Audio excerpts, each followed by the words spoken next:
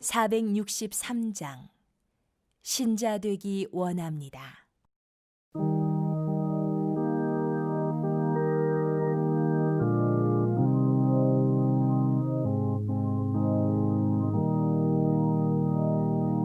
신자 되기 원합니다. 진심으로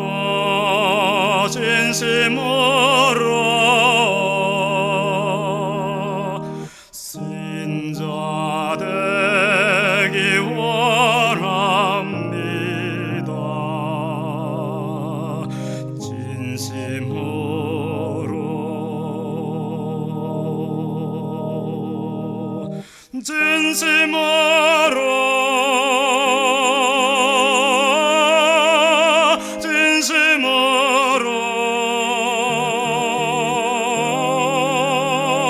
신자 되기 원합니다. 진심으로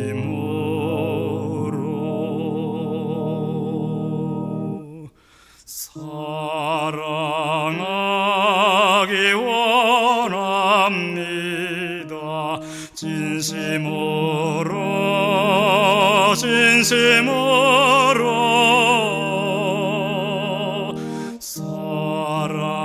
사랑하기 원합니다.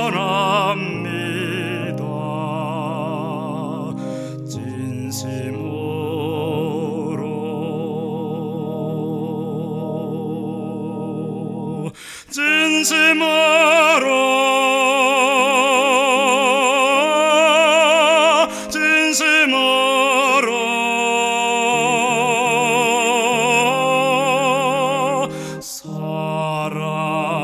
사랑하기 원합니다. 진심으로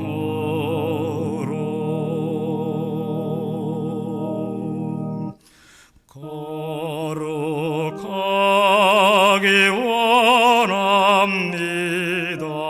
진심으로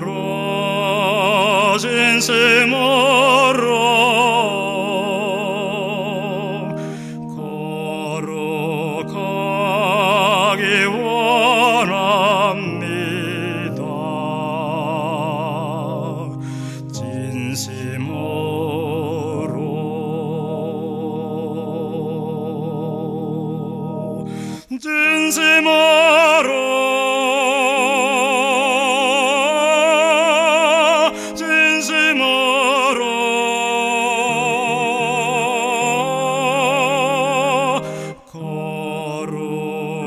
거룩하기 원합니다.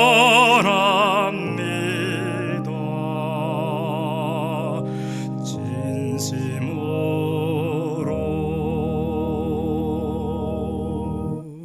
예수 닮기 원합니다. 진심으로 예수 닮기 원합니다. 예수 닮기 원합니다. 아멘.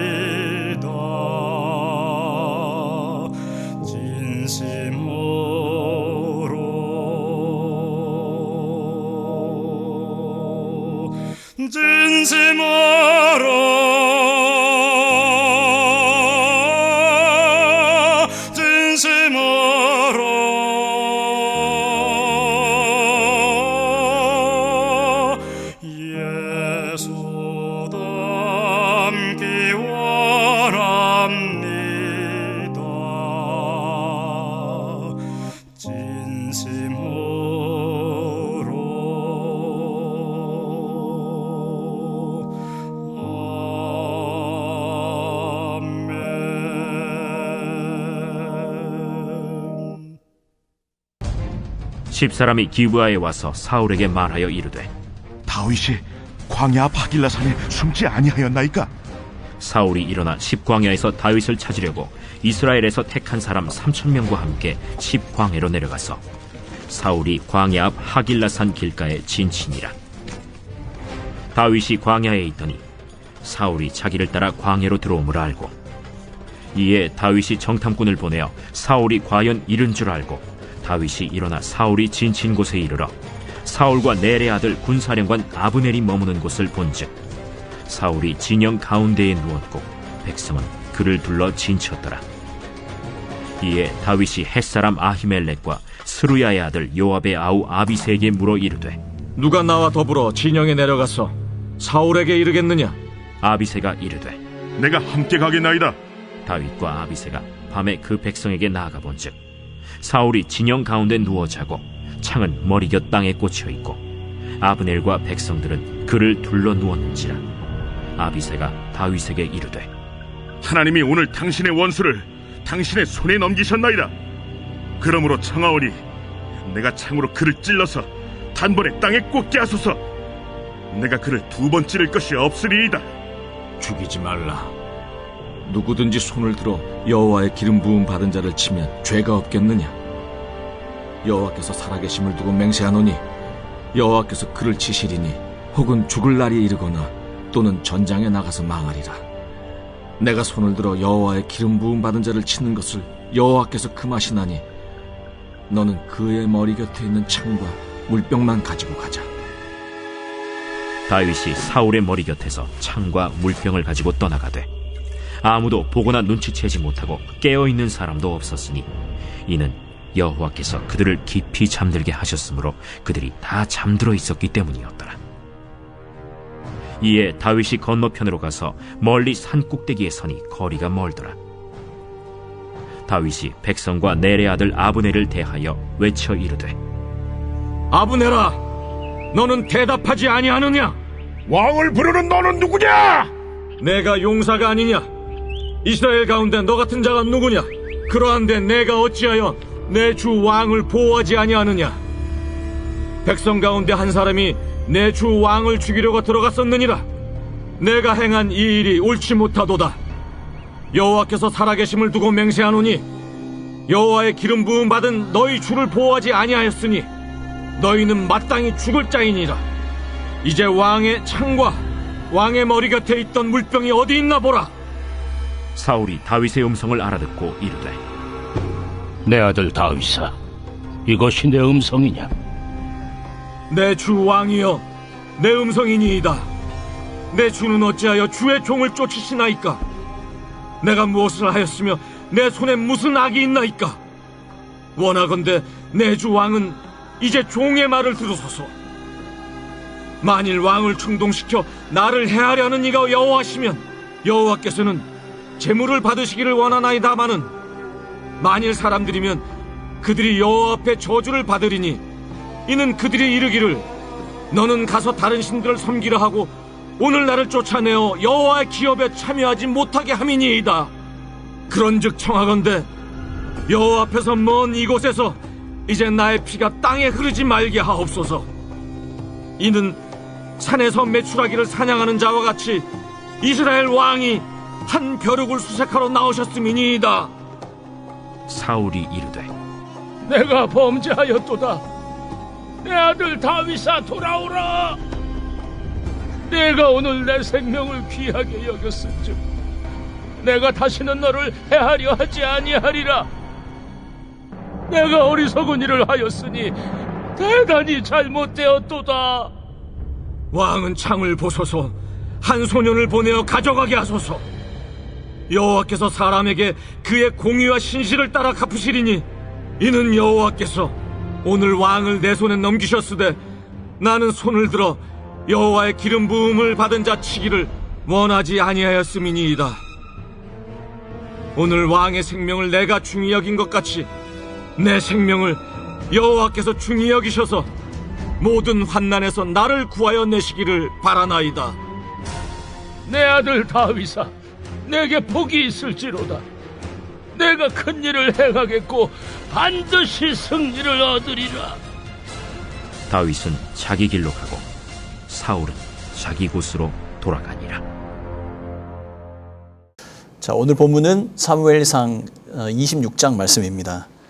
26장 말씀은 사울을 두 번째 살려준 다윗의 모습을 기록하고 있습니다.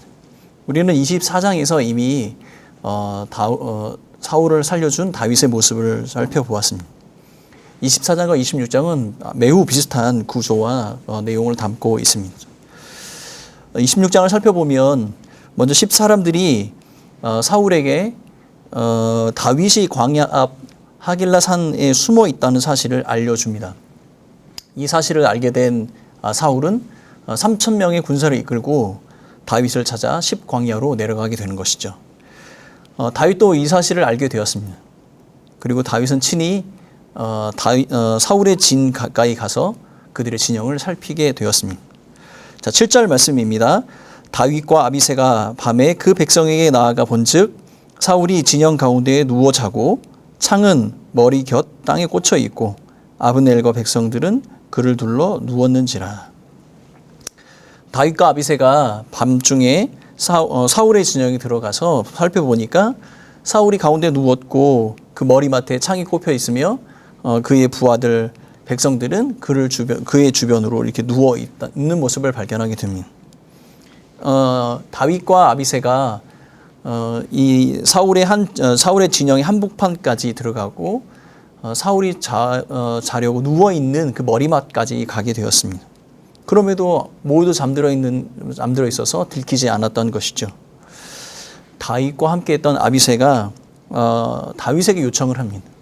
이러한 기막힌 찬스, 이 기회를 하나님께서 주신 것처럼 생각이 되어져서 사울을 자신이 죽이게 해달라고 간청을 하게 되는 것이죠. 3,000명이 진치고 있는 그 진을 통과해서 사울의 머리맡까지 가게 된 그 상황 자체가 아비새에게는 아마도 하나님께서 허락하신 절호의 기회라고 생각이 되었겠지요. 그러나 다윗은 그에게 허락하지 않습니다. 그러면서 그에게 이렇게 이야기하는 것이죠. 여호와의 기름 부음을 받은 자를 치는 죄가 없을 수 없고 그것이 그러므로 그를 죽여서는 되지 않는다. 이렇게 이야기를 하고 있습니다. 10절 말씀입니다. 다윗이 또 이르되 여호와께서 살아계심을 두고 맹세하노니 여호와께서 그를 치시리니 혹은 죽을 날이 이르거나 또는 전장에 나아가 망하리라. 다윗은 아비새에게 사울을 죽이지 말라고 한 또 한 가지 이유를 설명을 하면서 여호와께서 살아계시기 때문에 그가 사울을 칠 것이다 라고 고백을 합니다. 여기서 살아계신 여호와라고 고백하는 이 고백은 여호와 하나님께서 지금 현재에도 이러한 고난과 고통 가운데에서도 하나님께서는 그의 공의와 신실함으로 지켜보고 계시고 또한 일하고 계신다라고 믿음의 고백을 하는 것입니다. 다윗은 사울에 대한 심판, 그 심판을 여호와 하나님께 맡기는 것이죠. 그러므로 자신이 직접 복수하지 않아도 된다는 것을 알고 있었습니다. 근데 여러분, 다윗의 마음을 우리가 잘 이해할 수 있습니까? 사람이라면 인간적으로 이러한 기회, 나의 이 고난의 고통을 마무리할 수 있는 이 기회가 찾아왔다면 한 번쯤 갈등하고 고민하지 않았을까요? 그러나 다윗은 이미 앞장 25장에서 자신의 이런 사적인 복수를 아비가일을 통해서 막으시는 그 하나님을 경험하게 됩니다. 하나님께서 직접 나발을 심판하시는 모습을 보게 되었고 그 과정에서 하나님께서 주권적으로 일하시고 그가 심판하시는 것을 보게 되는 것이죠. 아마도 다윗은 그러한 모습을 통해서 여호와 하나님께 모든 맡기고 그의 주권을 인정하며 사울과의 관계 속에서의 문제를 여호와 하나님께 맡겨드리는 그런 믿음을 갖게 된 것 같습니다. 그러므로 자신이 사울에게 손을 댈 필요가 없는 것이죠. 왜냐하면 여호와 하나님께서 그의 신실하심으로 일하고 계시기 때문입니다. 그런 확신 가운데 바울은 두 가지 가능성을 이야기를 하는 것이죠. 여호와 하나님께서 그를 치실 것인데 그 결과로 사울이 질병이나 어떤 사고로 죽게 되거나 혹은 전쟁에 나아가 죽음을 당하게 될 것이라고 언급합니다. 우리는 결과적으로 이 상황을 잘 이해할 수가 있게 되는데, 사울은 블레셋과의 전쟁에서 길보아 산에서 죽음을 맞이하게 됩니다. 다윗은 자신이 사울을 얼마든지 죽일 수 있었다는 증거로 그의 머리맡에 있었던 물병과 창을 취하여 사울의 진영을 빠져나오게 됩니다. 이 기회가 하나님께서 주신 기회라고 믿고 있었던 아비새는 과연 이런 다윗의 행동을 이해할 수 있었을까요? 또한 삶에 닥친 이 고난의 고통을 하루빨리 벗어나고 싶은 우리들의 마음속에 이러한 다윗의 행동을 과연 이해할 수 있을까요? 다윗이 건너편 산 꼭대기에 올라가서 사울과 함께한 백성 아브넬에게 큰 소리로 외칩니다. 아브넬이 사울의 군대 장관임에도 불구하고 여호와의 기름을 부음 받은 사울을 제대로 경호하지 못했던 것을 말하게 되고 그의 직무를 다하지 못함을 책망하게 됩니다. 그리고 그 증거로 다윗은 아브넬에게 사울 왕의 창과 물병이 어디 있는지 살펴보도록 합니다. 그때 사울이 이 다윗의 음성을 듣게 됩니다. 그리고 그 다윗을 내 아들이라고 부릅니다. 다윗은 사울을 내 주 왕이여라고 부르게 되죠. 그러면서 다윗은 사울에게 자신이 결백하며 결코 사울의 적수가 되지 않음을 다시 한번 호소하게 됩니다. 19절 상반절 말씀입니다. 원하건대 내 주 왕은 이제 종의 말을 들으소서.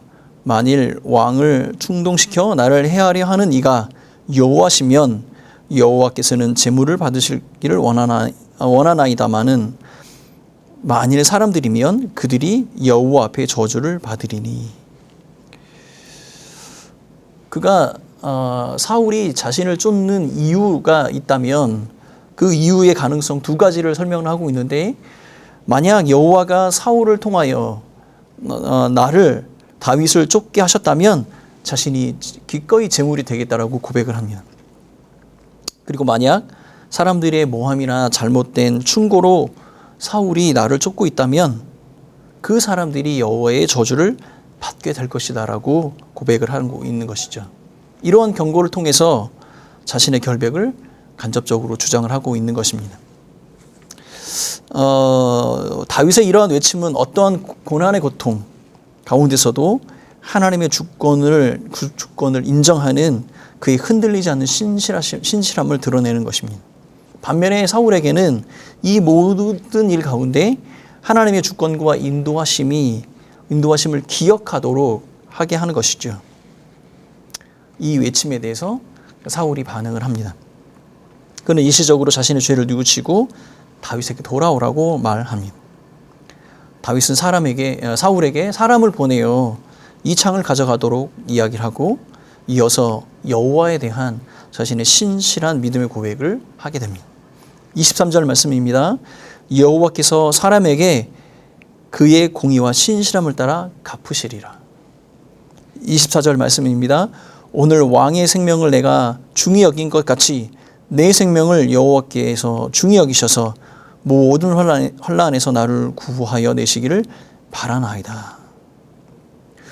우리는 다윗의 이러한 고백을 통해서 자신이 직접 손을 대지 않고 여호와의 기름 부음을 받은 자를 해치지 않았던 그 이유를 더 명확하게 알 수 있게 됩니다. 여호와께서 사울 왕을 내게 붙여주셨지만 직접 그를 해하지 않았었던 이유는 여호와 하나님의 공의와 신실함을 믿었기 때문입니다. 여호와의 공의와 신실함 때문에 여호와께서 자기 생명을 중하게 여기셔서 모든 환난 가운데 구원하여 주실 것임을 굳게 믿고 있었습니다. 사랑하는 성도 여러분, 다윗은 이 고난의 고통 가운데 여호와를 향한 흔들리지 않는 그 신실함을 보여주었습니다. 인간적으로 볼 때 굉장히 억울한 일을 당하고 있는 것이죠. 그런데 더 불행한 것은 이 고통의 끝이 보이지 않는다는 사실입니다. 그런데 사람의 생각으로, 사람의 방법으로 이 고통에서 벗어날 기회가 왔습니다. 그럼에도 그는 이 방법을 취하기보다는 여호와 하나님, 그 하나님의 공의와 그 신실함에 기대어 자신의 그 흔들리지 않는 신실함을 우리에게 보여주었습니다.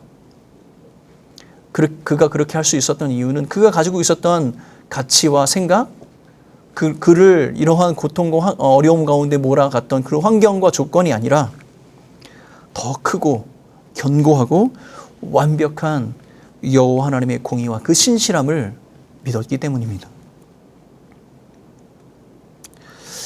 오늘의 이 26절의 본문의 결론을 보면 사울이 다윗을 축복하며 보내게 됩니다. 이것이 사울과의 마지막 만남이었습니다. 사랑하는 성도 여러분, 우리 인생 가운데 고난의 고통을 만나지 않을 수는 없습니다. 그러나 그러한 고통 가운데 우리가 이 신실함을 잃지 않는 비결은 우리의 노력이나 어떤 결심, 우리의 삶의 어떤 결과물이 아니라 우리의 삶 가운데 이미 깊숙이 들어와 계신 여호와 하나님의 그 공의의 손길, 그 신실함을 믿는 그 믿음으로 그 믿음이 우리를 더욱 신실하게 만든다는 사실을 기억해야겠습니다. 사랑하는 성도 여러분, 우리는 굉장히 어렵고 힘든 시기를 보내고 있습니다. 그러나 저로나 우로나 치우치지 않고, 그러나 두려움에 떨지도 않고, 우리에게 맡겨주신 이 사명의 길, 예배자의 길을 믿음으로 걸어가는 그 신실함을 보여주어야겠습니다. 사랑하는 성도 여러분, 신자가 됩시다. 믿는 자만이 우리를 둘러싼 흑암의 권세 가운데 이미 빛으로 임재하신 예수 그리스도의 모습을 바라보게 됩니다. 믿는 사람만이 이 어렵고 힘든 이 가운데 길을 여시고 우리를 이끌어 가시는 그 여호와 하나님의 손길을 바라볼 수 있게 되는 것입니다. 믿는 사람만이 이 인생의 무거운 짐을 대신 지신 그분의 어깨에 기댈 수 있는 것입니다. 사랑하는 성도 여러분, 여러분의 삶 가운데 신실함을 드러내시는 신자가 되시기를 예수님의 이름으로 축원합니다. 함께 기도하겠습니다. 사랑하는 하나님 아버지, 고난과 어려움 가운데서도 흔들리지 않는 신실함을 보여주었던 다윗처럼 살아가는 우리의 성도들이 되게 하여 주옵소서. 우리는 어렵고 힘든 시기를 살아갑니다. 그러나 이러한 상황 속에서도 자신의 신실함과 공의를 드러내시는 우리 하나님과 동행하는 우리 성도들을 되게 하여 주시옵고, 믿음으로 살 때 또한 우리에게 길을 여시고 함께 하시는 그 하나님의 은혜를 경험하는 우리 성도들이 되게 하여 주옵소서. 감사하고 이 모든 말씀 예수님의 이름으로 기도하오며, 지금은 우리의 참된 구원자가 되신 예수 그리스도의 그 크신 은혜와 하나님 아버지의 사랑하심과 성령 하나님의 위로하심, 교통하심이 이 자리에 함께한 우리 사랑하는 성도들 교회 위에 영원히 함께 있을지어다.